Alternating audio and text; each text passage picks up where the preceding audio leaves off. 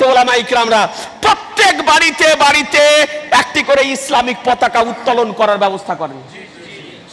প্রত্যেক বাড়িতে বাড়িতে। আজকে আমাদের প্রধানমন্ত্রী নরেন্দ্র মোদী এই তো কদিন আগে 15 আগস্ট হলো, বলে তেরঙ্গা ঘর ঘর মে লহরাएंगे, তেরঙ্গা ঘর ঘর মে লহরাएंगे। তেরঙ্গা পতাকা ঘরে ঘরে বেরেলি শরীফ থেকে আসলাম, দেখছি গোটা বাড়িতে প্রত্যেক বাড়িতে উঠছে গো।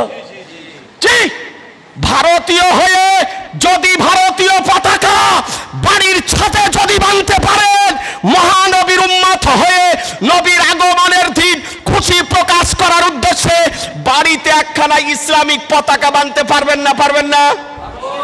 পারবেন। দোকান যদি চিনা না থাকে, মসজিদের ইমামকে বলবেন গাড়িঘাট জঙ্গিপুর থেকে কিনে এনে দিয়ে দিবেন। 100 টাকা, 50 টাকা, 60 টাকা বা 150 টাকা নিবে, দাম হয়তো নেবে। বাড়িতে পতাকা বাঁধবেন।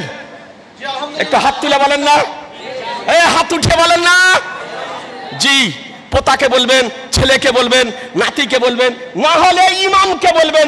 জঙ্গিবেন কি মসজিদ, মাদ্রাসা, বাড়ি, এই যে টুনি বল গুলো উঠেছে না, চেন, ওগুলোকে কি বলে গো? টুনি বল। একখানা, দুখানা, তিনখানা ওই চেন গুলোর কিনে নিয়ে এসে বাড়ির সামনে ঝুলিয়ে দিবেন, জানে টিক টিক টিক টিক করে জানে জ্বলে।